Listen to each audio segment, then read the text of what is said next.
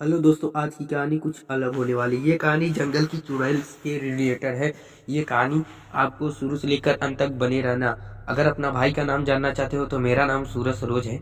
आप देख रहे हैं सूरज सरोज की कहानी। तो हम शुरू करते हैं। एक दिन की बात है, ठंड का समय था, घना कोहरा छाया हुआ था। सारे लोग जल्दी कार्यालय का काम खत्म करके घर की तरफ निकल रहे थे। नाना जी उस समय के बड़े अधिकारियों में से एक थे।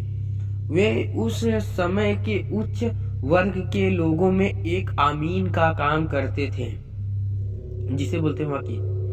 रोज की तरह ही उस दिन काम खत्म होने के बाद घर के लिए अपनी गाड़ी से रवाना होने लगे।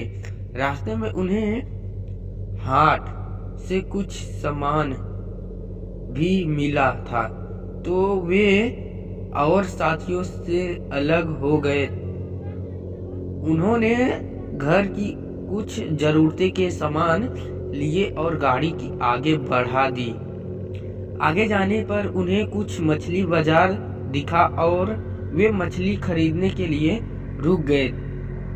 ताजी मछलियां लेने लगे और देखने में टाइम ज्यादा ही गुजर गया। उनकी जब अपनी घड़ी पर नजर गई तो उन्हें आभासा हुआ कि आज तो घर जाने में बहुत देर हो जाएगी और ये सब लेकर घर पहुंचने में काफी समय लग जाएगा। फिर यही सब सोचकर उन्होंने सोचा कि क्यों ना जंगल के रास्ते से निकला जाए, तो जल्दी पहुंच जाऊंगा। तो उन्होंने अपना रास्ता बदला और जंगल की तरफ अपनी गाड़ी को घुमा दिया। समय 11 बज चुका था। गाड़ी तेज रफ्तार से आगे बढ़ रहा था। तभी अचानक तेज से ब्रेक के साथ गाड़ी को रोकना पड़ा। उनकी गाड़ी के आगे कोई औरत जोर जोर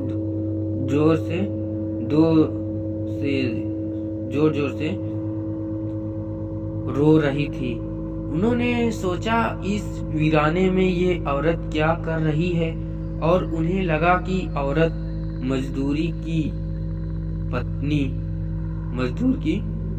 होगी, जो नाराज होकर घर छोड़कर जंगल से भाग आ रही है। तो उन्होंने उससे पूछा कि यहाँ जंगल में तुम क्या कर रही हो, लेकिन उसने कोई जवाब ना देकर और जोर जोर से रोने लगी।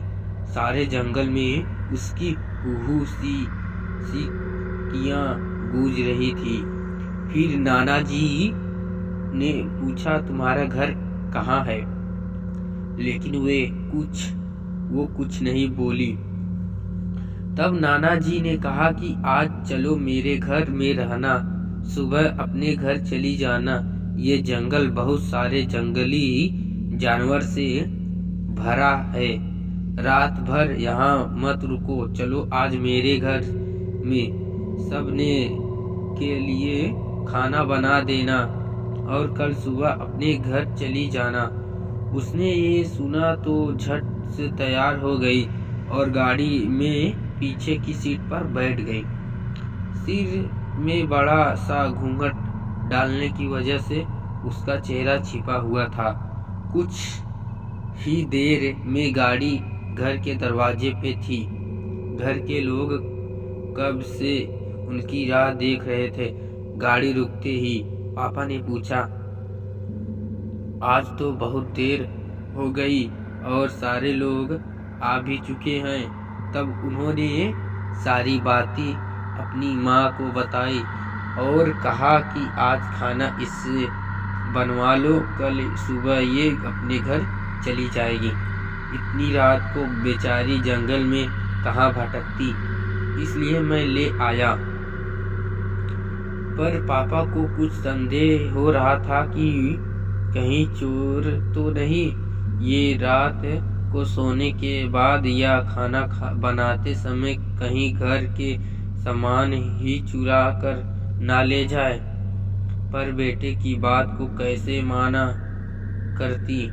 उन्होंने उस औरत को कहा, देखो आज तो मैं रख ले रही हूँ, लेकिन कल सुबह होते ही यहाँ से चली जाना और जाओ रसोई में ये सामान उठाकर ले जाओ और खाना बना दो।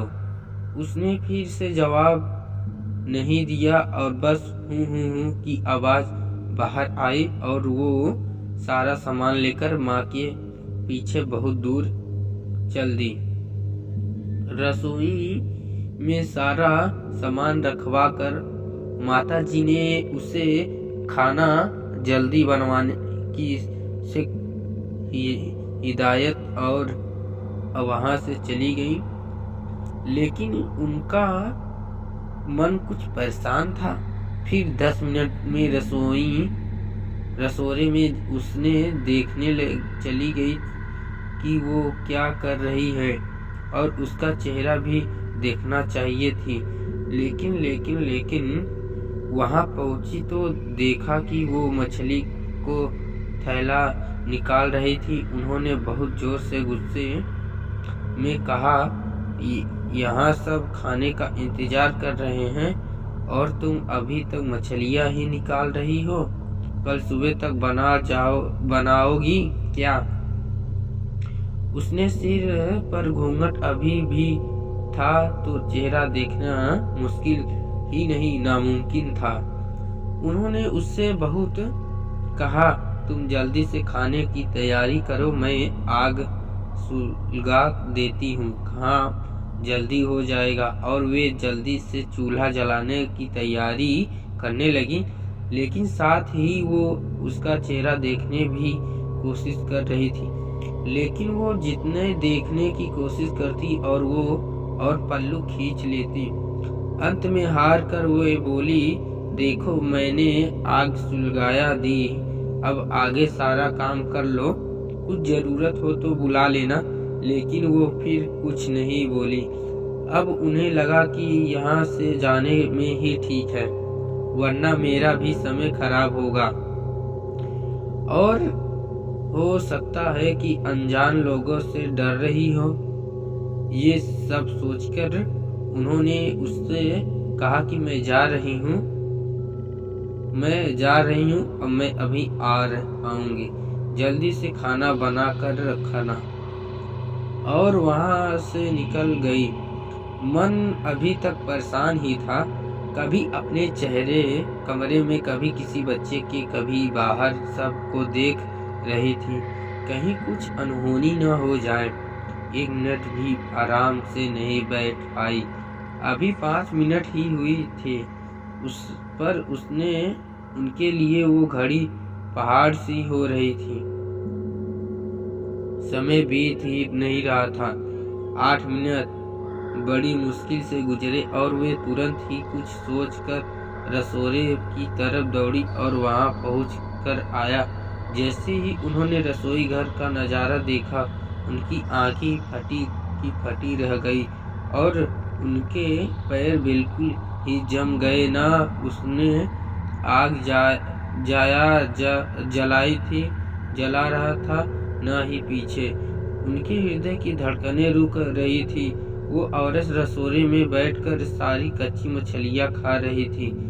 सारे रसोई में मछलियाँ और खून बिखरा पड़ा था।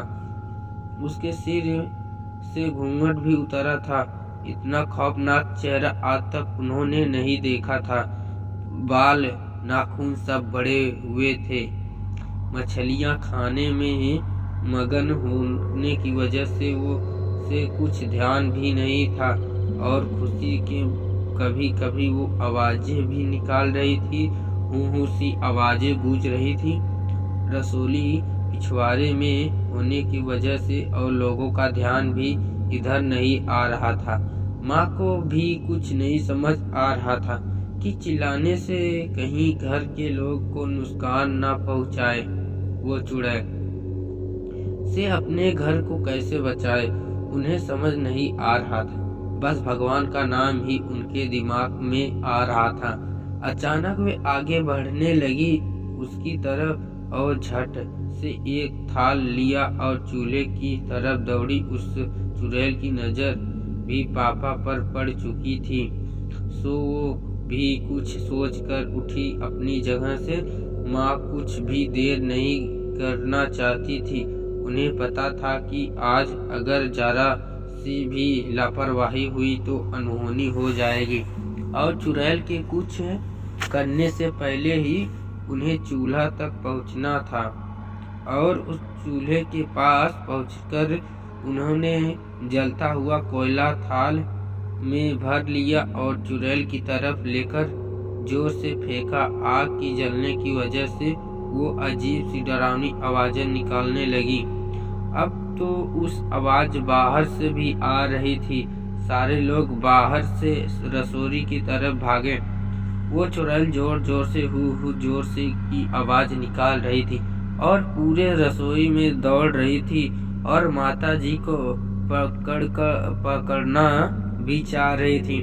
लेकिन अब सारे लोग रसोई में आ चुके थे। काफी लोग की भीड़ देखकर वो और भी डर गई थी। लोगों की भीड़ को ठेलती हुई वो बाहर जंगल की तरफ भाग गए और सारे लोग में मंजर देखकर डर से खड़े थे और मन ही मन माता जी की हिम्मत की दाद दे रहे थे। तो ऐसे छोटा चुड़ैल का पीछा न करें। अगर